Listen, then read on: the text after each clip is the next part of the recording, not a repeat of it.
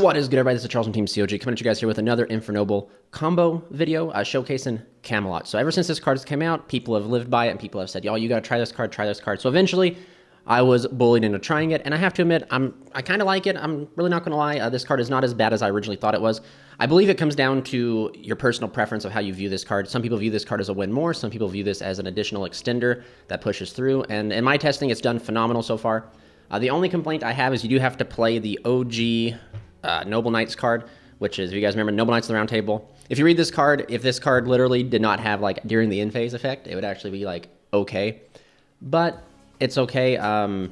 In my testing currently, I've only opened this card once, and even if you open this, you're still able to use Camelot because Camelot can just Camelot sets this card from hand, deck, or grave, which is really unique and really cool. But most importantly is Camelot kind of acts in the way as like an additional museum, and Museum can search this card. So you like go Museum, search Camelot, use the second effect of Museum to extend, go Camelot into another museum. But we're going to showcase that here in the video, what Camelot does to the standard one card combo. And then like you can see what it can do in like any other normal scenario. There's some combo lines where Camelot does not come up, which I think is interesting because like you're going to put these two cards in there. You would think, in my opinion, you'd want this card to be like live all the time, which it is technically. Even if you open Camelot and do not open like any other thing, Camelot by itself gets you to Museum. We all know Museum can be a potential 1.5 card combo.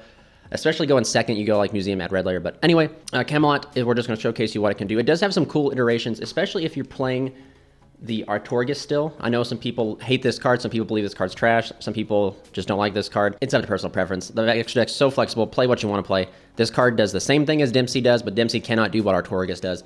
And that is just fact, however it is. However, you don't have to play this card. Plenty of lists are playing good without it. You don't need it. But if you do play Camelot, Camelot has the ability to either special summon an Artorgus monster from deck or grave. So if you do Arthur lines, you do have the ability to use like Camelot in a different avenue to bring out Arthur from the grave, which gives you SP Knight material and stuff like that. But anyway, I'm just going to quickly jump into it and show you guys the standard one card combo, what it does without Camelot, and then I'm going to showcase you guys the combo with Camelot, just to do like a little before and after. And if you guys enjoy content like this, get down, hit that subscribe button, ding the notification bell. Never miss when I go live. I try to go live a lot more, just so that people can come and like hang out and chill and ask questions and stuff like that. And if you guys really want to help to support the channel, get knighted, hit that join button. And without further ado, I'm just going to go ahead and jump on into the one card combo.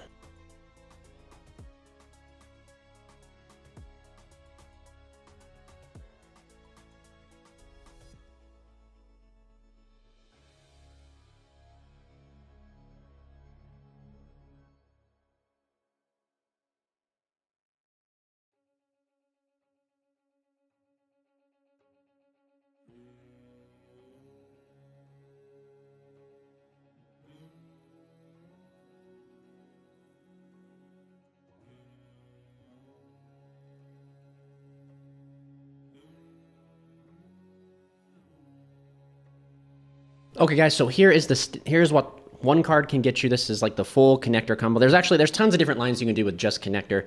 There's a connector line that you can use like Durandal to be able to make Appaloosa, so you don't get like warrior locked. So you're like your inboard's like Appa with 3 and Charles, like two warriors can get you to so much. But this is essentially kind of like the basic bare bone one card, 2 warrior combo gets you to this, and that was not utilizing Camelot. So you're gonna look at this and you're gonna be like, this is quite a bit, and I'm gonna showcase you guys what you do now with Camelot, and that's just gonna and then you can decide on your own if it's worth playing, if you want to run it.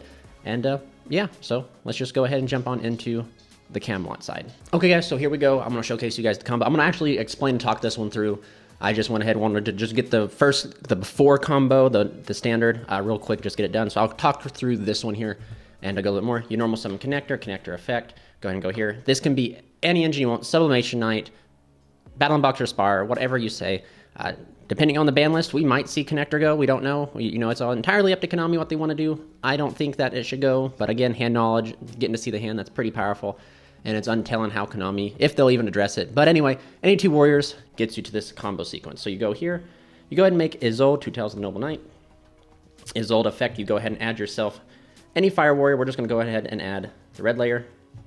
Then we'll go ahead and use Isolde's effect.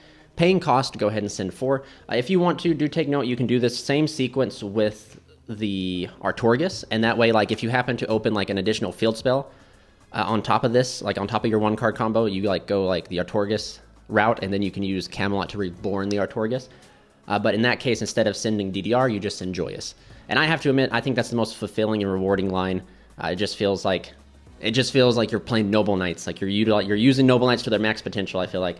But anyway, you send 4, summon out Ogier, Ogier effect on summon to go ahead and send Turpin. You then banish 2, which will just banish these 2 here, to go ahead and add Divine Sword. You go ahead and activate Divine Sword, targeting the Ogier, Turpin's effect engraved to special summon.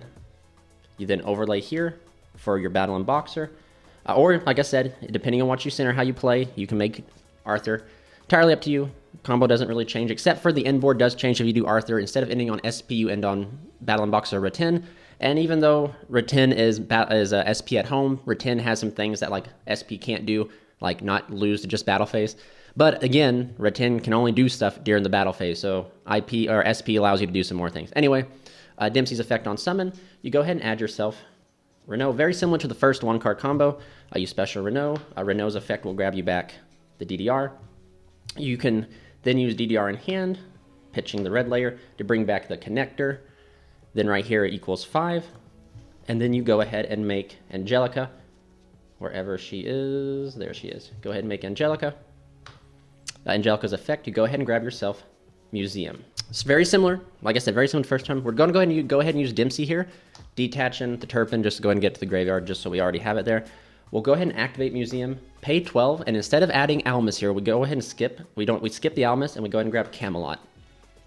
You then will banish 2 with Phoenix Blade. You banish, it does not matter, we'll banish red layer and here for that. Go ahead and activate here, target Angelica, chain Angelica's effect, sending Kierfried, banishing Angelica into Captain Roland. Then you go ahead and use the Turpin. Always use Turpin here just so you can have the Ogier to equip the Charles in the end phase so you get the protection. You don't have to, it's just the more optimal way to do it. You go ahead and go Turpin, attach here, or it can attach anywhere, doesn't matter. Field spells effect to move up, go ahead and synchro here for your boy Charles. We'll go ahead and activate Camelot. We'll go ahead and use Camelot's effect, banishing itself to the next standby phase to activate the round table from hand, deck, or graveyard. And then we can add a Noble Arms card from graveyard or deck to our hand, or special summon our Torgus monster from graveyard or deck. So we'll go ahead and add the Noble Arms Museum, or you can add one from deck then, whatever you want to do. We'll go ahead and activate here.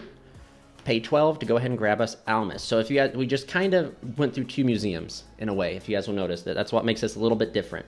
We'll go ahead and activate Almas onto the Charles, link off into our Emperor, Charlemagne, chainlink 1, Charlemagne, chainlink 2, Almas to go ahead and grab back the Gearfried that we sent, equipping here.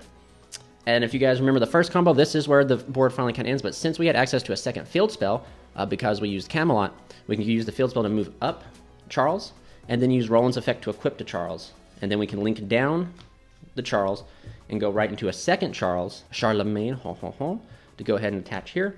And then you can go ahead and go here, link these off into your SP Little Knight, and then use Gearfried's effect by banishing this. And this will summon out here.